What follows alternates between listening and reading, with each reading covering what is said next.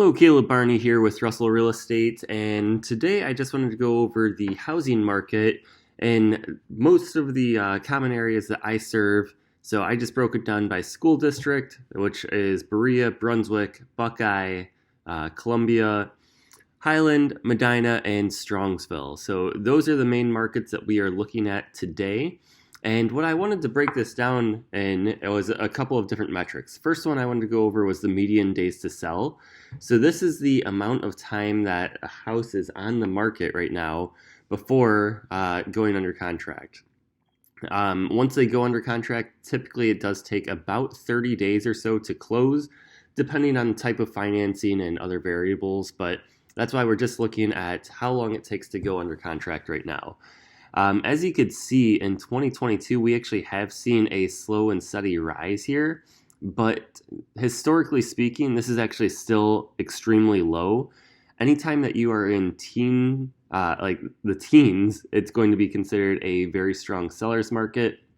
Obviously, we were at a ridiculously strong seller's market previously when we were in the single digits, but right now, we are still looking on average of about 2 weeks on market before going under contract.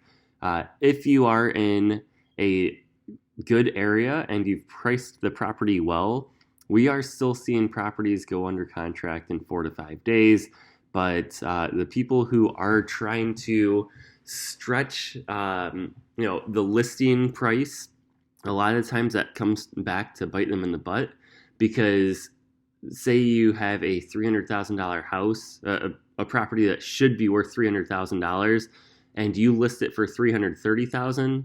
Well, you're really going to limit the amount of buyers that are looking at it when it hits the market at $330,000.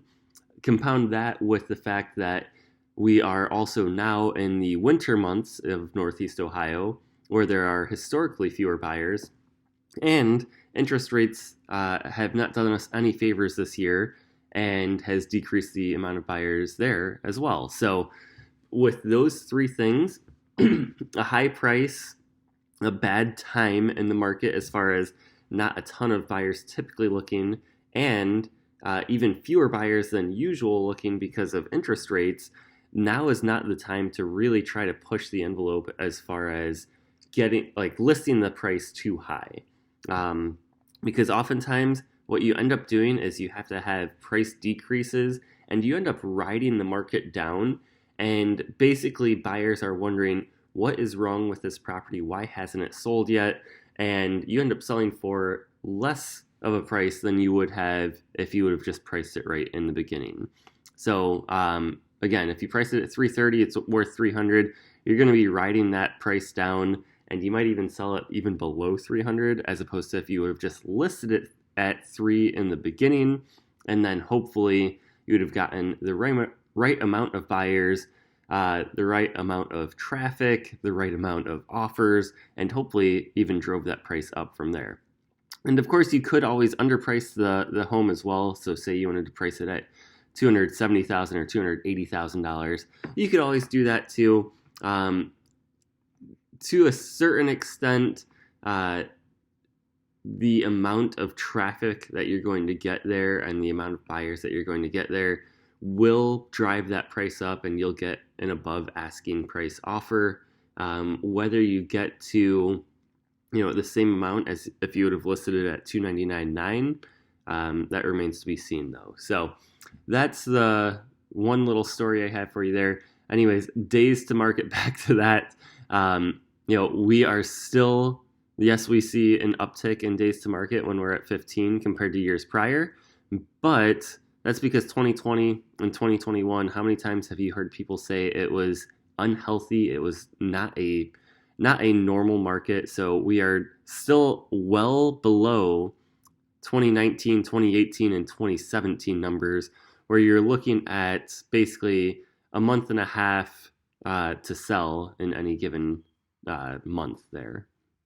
So that's the first thing, median days to sell. It is up a little bit, but overall, or historically speaking, it's not bad. Current price per square foot ratios, again, this is for those same school districts. And once again, we're actually starting to see some leveling out for the current price per square foot or dollar per square foot ratio here. Um, Basically, all this year, we had 1 month in the 150s, where it was 157 in January.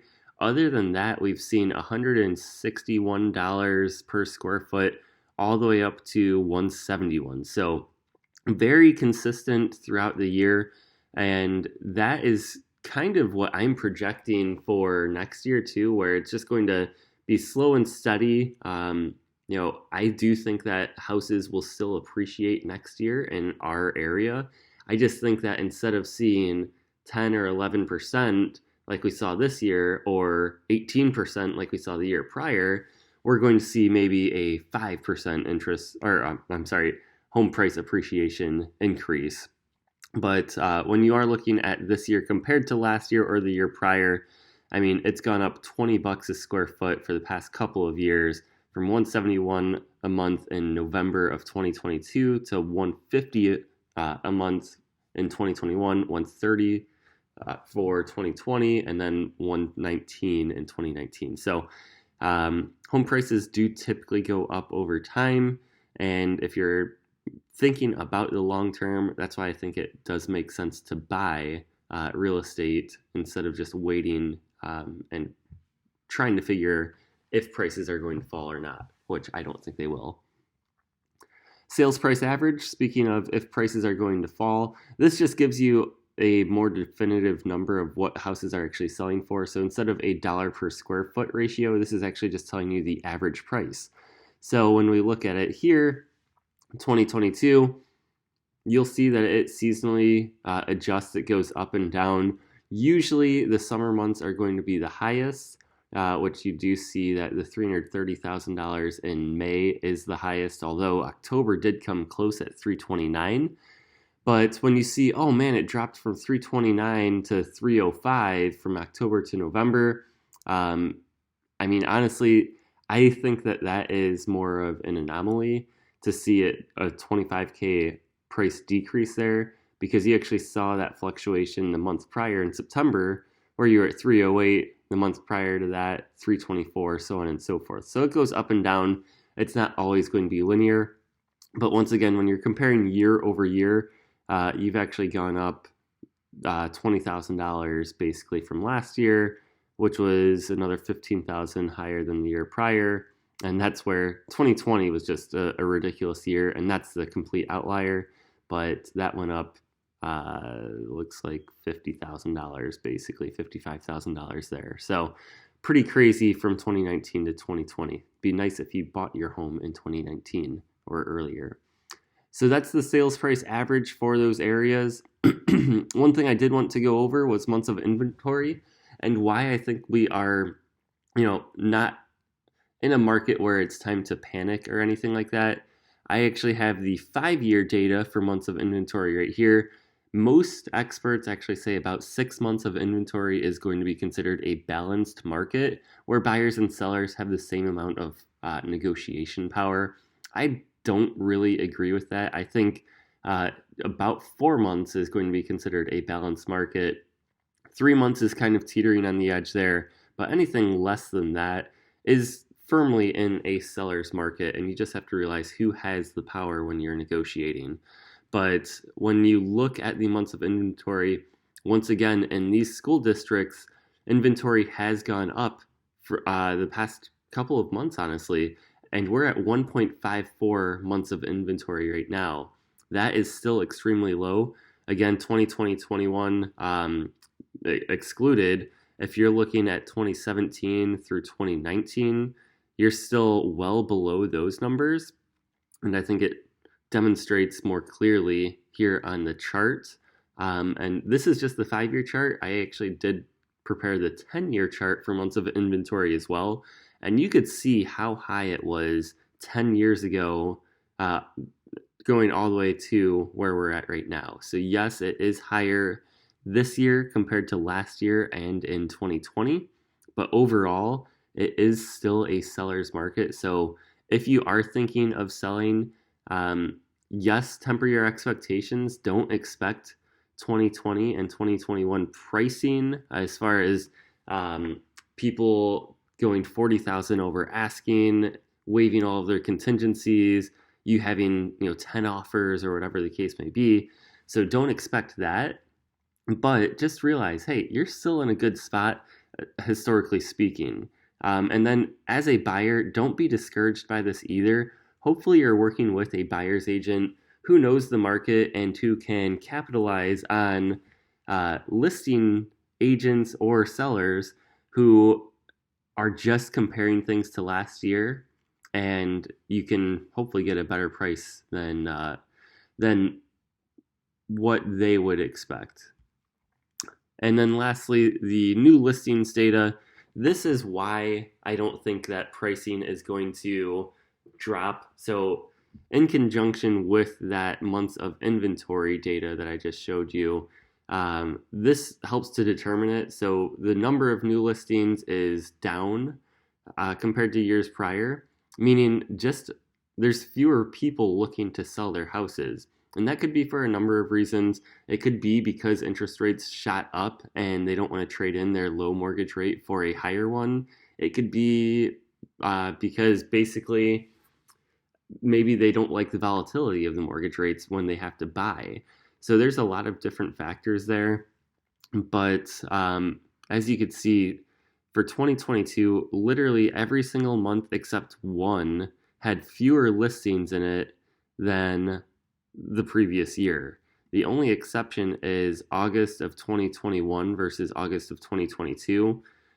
We had 10 more listings in August of this year compared to last year, but compare that to July and you had 100 fewer listings. So like every single month other than August where it was basically even, we've had fewer listings this year. And because there's not a ton of inventory, there's not a ton of new listings, and even the old listings, while they are sitting on the market, we have longer days to sell. It's not like they're sitting on the market for 60 days. So when these old listings are still on the market and new listings are popping up, we're still wiping out enough of the old listings that we need to make up some serious ground as far as how many houses are listed for sale. So that is just kind of where we're at in the market right now. Again, this is very specific to each area. So even within these school districts, I could break this down further and we can get more detailed information from there. But as a general rule of thumb, I like to do patches of areas because we do have larger listing data that makes it a little more accurate. If you have any questions for me regarding buying, selling, or investing in real estate in the Northeast Ohio market, feel free to reach out. I would be happy to talk with you. And other than that, have a great day.